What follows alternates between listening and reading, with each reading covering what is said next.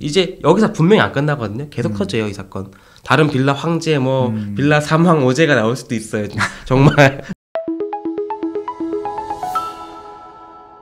우리가 뉴스를 볼 때 많이 호도되는 게 전세 사기, 빌라 왕 많이 나오니까 이 사건, 이 사람이 몇 채를 가지고 있고 피해 규모가 몇 억이고 몇백억 몇천억 돼요, 맞아요. 나라에서 뭘 어떻게 해줄 거고 지금 거기에 매몰돼 있는데 그거는 사실은 그렇게 중요하지 않아요. 맞아요. 왜냐하면은 이 사건의 어떻게 보면 구조 이거는 계속해서 복제가 돼 왔고 이제 여기서 분명히 안 끝나거든요. 계속 터져요, 이 사건. 다른 빌라 황제, 빌라 삼황 오제가 나올 수도 있어요. 정말. 삼황 오제. 빌라의 삼황 오제. 근데 다 똑같이 나오기 때문에 이런 디테일이 중요한 게 아니라 이런 구조를 내가 알고 있어야 돼요. 그래서 그렇죠. 이런 형태의 계약은 위험하거나 신축 빌라는 이런 게 있구나. 좀 그렇게 좀 알고 가시는 게 제일 좋아요.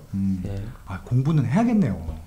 공부를 해야 되기 때문에 이런 책이 나오지 않았을까 싶기도 하고요. 인생의 첫 부동산 공부라는. 신축 빌라 내용도 약간 넣어놓긴 했습니다. 지금 제가 설명드린 것만큼 굉장히 좀 여러 가지로 살피지는 않았지만 제가 취재했던 내용 중에 하나이기 때문에 신축 빌라 내용도 책에는 담겨 있어요.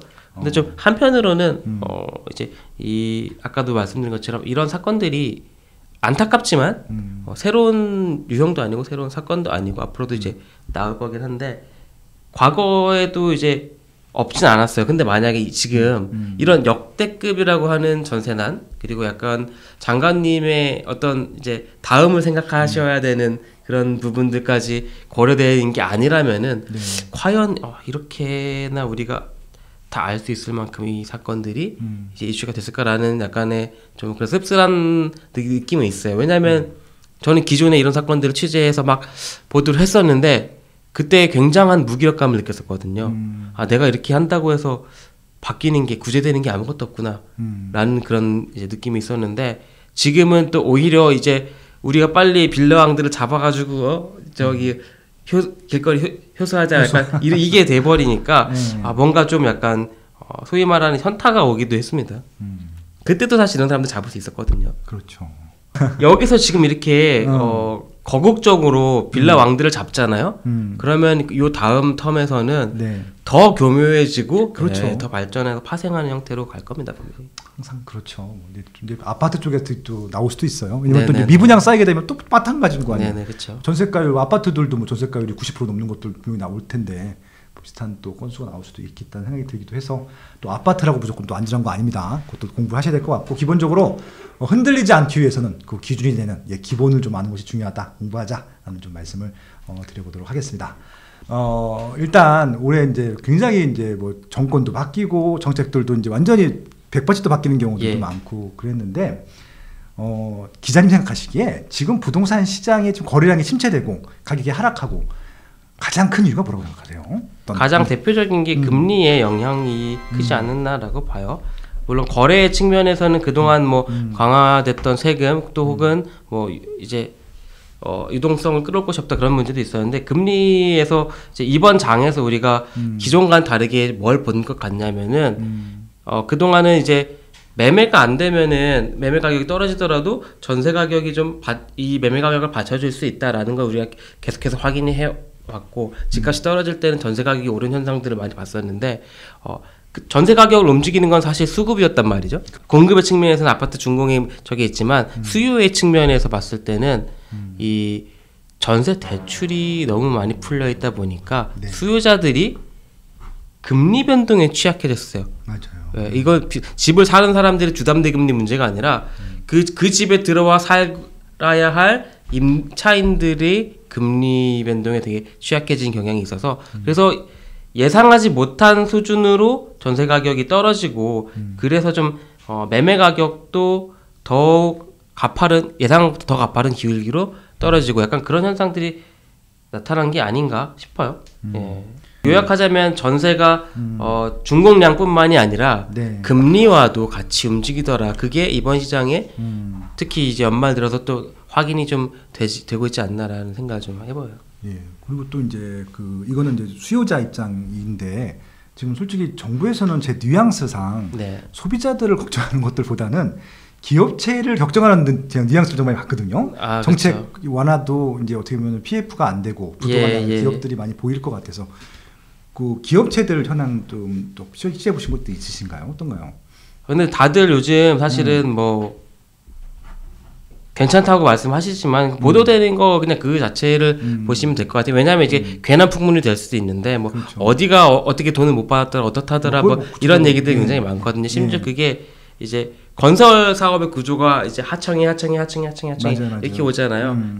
이 맨 밑에 있는 곳들도 지금 뭐 얼마 떼이고 심지어는 한밥집도 돈을 못 받아서 폐업을 한다 뭐 이런 거 기사 봤던 것 같아요. 얼마 전에는 뭐 대구에서도 뭐 어떤 하청업체가 도망갔니 뭐 그런 얘기들 있었잖아요. 그런 것처럼 미수금이 굉장히 많아지고 있는 것 같아요. 결국 이제 이게 일시적인 경색이냐 아니면 정말 돈이 말랐냐 이제 이걸 봐야 되는 건데 실제로 약간 조금 코너에 몰리고 있고 이게 자칫하면 깍딱하면 이게 하청이니까 결국 도미노거든요. 그렇죠. 그렇게 되는 걸 막기 위해서 말씀하신 것처럼 마치 기업체를 도우려는 것 같은 그런 사실상의 부양책이 마치가 아니라 실제로 기업을 돕기 위한 부양책들이 나오고 있죠. 그렇죠. 일단은 분양이 돼야 되고 미분양이 적어야지 일단 돈이 회수되는 것들이고 그래야 말씀하신 대로 순차적으로 돈이 또 이렇게 하청업체들한테 가야 되니까 그런 것들도 있지 않았을까라는 생각이 들어서 그러면 한동안은 만약에 미분양이 계속 증가한다고 하면 이런 정책들은 조금 더 많이 나올 가능성이 좀 있겠네요. 아무래도 그럴 수밖에 없죠. 실제로 지금 임대사업자 부활 논의가 나오는 것도 이게 또 그 조건들을 보면은 뭐 이제 과거에는 1주택이지만 한 채만 임대하고 이런 것도 했지만 이제 2호 이상을 이제 규정을 하고 있거든요. 맞아요. 그거는 우리가 판 깔아 줄 테니까 가서 살 사람 누구야? 다 와. 약간 이런 느낌이라고 저는 봐요. 그리고 얼마 전에 강영훈 대표가 말씀하셨는데 이 가격 제한을 아직은 없애지 않은 게 공시가격이 뭐 수도권 6억 뭐 지방 3억 이런 게 있잖아요.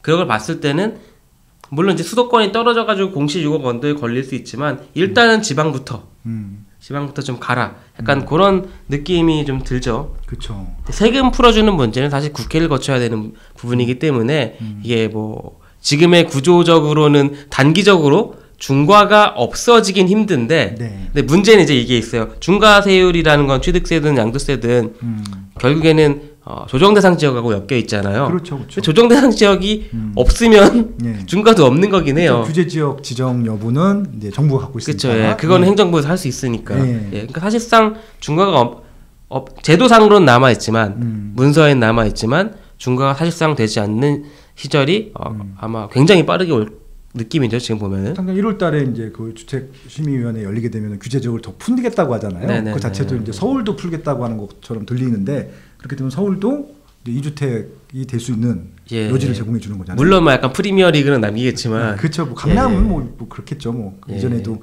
2008년 금융위기 오고도 2012년도까지 갔었으니까. 아무튼 그런 부분도. 그래서 취재 현장에 계시니까 이제 이쪽 그 정부 쪽도 만나보시고 실질적으로 이제 기업도 만나보시고 이제 소비자들 많이 만나보시기 때문에 이제 기자로서 느끼는 감이 어떤 것들인지 좀 궁금해서 여쭤봤습니다. 근데 좀 이런 것도 있어요. 좀 요건 건설사들 입장에서는 최근 몇 년 동안 이런 게 좀 없었는데 계약률에 굉장히 민감해지기 시작했어요. 그렇죠. 그러니까 그동안 사실 계약률이 뉴스거리도 아니었거든요. 최근 한 2, 3년 동안은.